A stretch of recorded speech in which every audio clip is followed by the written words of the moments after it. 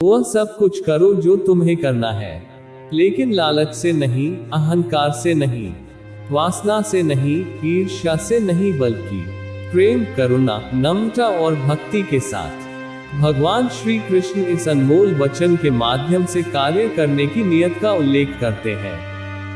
जब किसी भी कार्य करने में अगर लालच होगा, बेईमानी होगी, जलन होगी, तो वो काम न तो सही होगा और न ही उसके परिणाम फलदायी होंगे।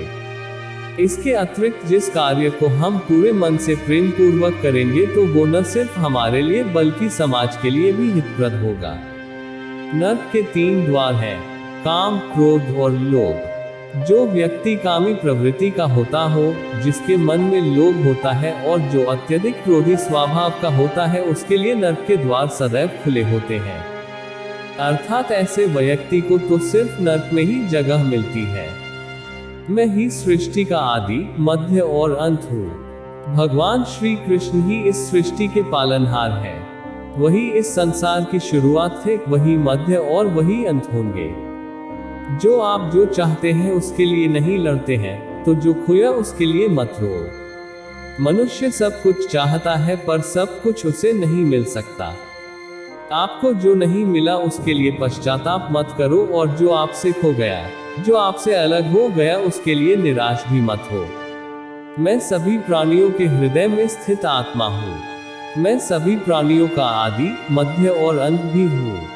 हर व्यक्ति श्री कृष्ण से जुड़ा है और श्री कृष्ण हर व्यक्ति से जुड़े हैं। वही हमारे आदि, मध्य और अंत है।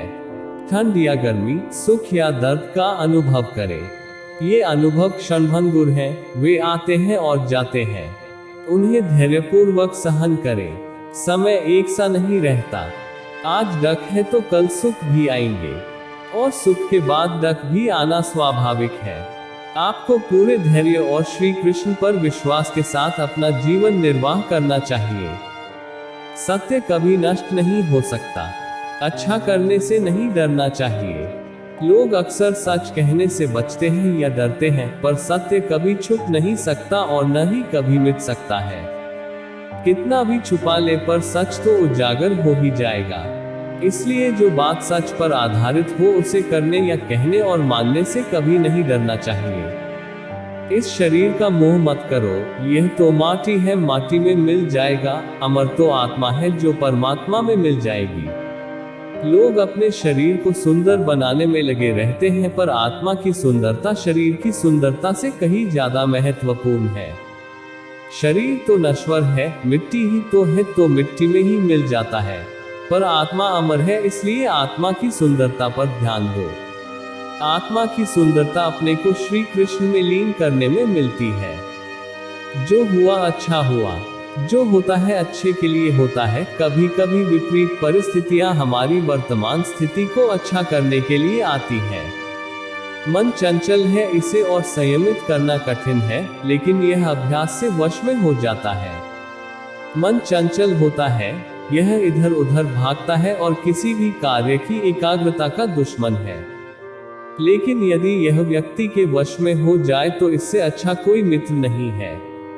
मन को एकाग्र करना जरूरी है, बस थोड़े से प्रयास और अभ्यास की जरूरत है। मेरे लिए न कोई घृणित है और न ही कोई प्रिय, न कोई निर्धन है और न ही कोई धनी। बस जो भक्ति भाव के साथ मुझे याद करते हैं, मैं उनका हूँ और वो मेरे कृष्ण को। श्री कृष्ण उन्हीं के हैं जो श्री कृष्ण के हैं। भगवान तो बस प्रेम भक्ति के भूखे हैं। जो भी उनकी भक्ति में लीन होता है, जो भी प्रेम से उन्हें याद करता है, वो सदैव उसका कल्याण करते हैं। मैं हमेशा तुम्हारे साथ और तुम्हारे आसपास रहता है, चाहे तुम कुछ भी कर रहे हो। जब भी आप कोई बुरा कार्य करते हो या अच्छा कार्य करते हो, आपको लगता है कि कोई देख नहीं रहा, तो यहाँ श्री कृष्ण कहते हैं कि तुम जो कुछ भी कर रहे हो, मेरी दृष्टि सदैव तुम पर है। इसलिए आप यह मत समझे कि आप अकेले हैं, आपके साथ श्री कृष्ण सदैव है। जो कुछ हुआ अच्छे के लिए हुआ, जो हो रहा है अच्छे के लिए हो रहा है, जो होगा वह भी अच्छे के लिए ही होगा। जो कुछ हुआ अच्छे के लिए हुआ, जो हो रहा है अच्छे के लिए हो रहा है, जो होगा वह भी अच्छे के लिए ही होगा। तो सकारात्मक रहो और अपना कर्म करो। आप वही हैं जिसमें आप विश्वास करते हैं, आप वह बन जाते हैं जो आप मानते हैं कि आप बन सकते हैं। हमारी सफलता और असफलता इस बात पर निर्भर करती है कि हम खुद पर कितना विश्वास करते हैं। व्यक्ति जो चाहे बन सकता है, यदि पूरे विश्वास के साथ अपने लक्ष्य पर लगातार चलता रहे। जिस इंसान के चारों तरफ नकारात्मक लोग रहते हैं, उस इंसान का मंजिल से भटक जाना तय है। कहते हैं मन के हारे हार है और मन के जीते जीत।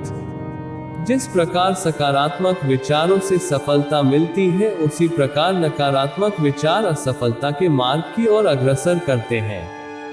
क्योंकि जैसा हम सोचते हैं वैसे ही हम बनते जाते हैं और अपने विचारों के माध्यम से ही हमें नकारात्मक और सकारात्मक परिणाम मिलते हैं।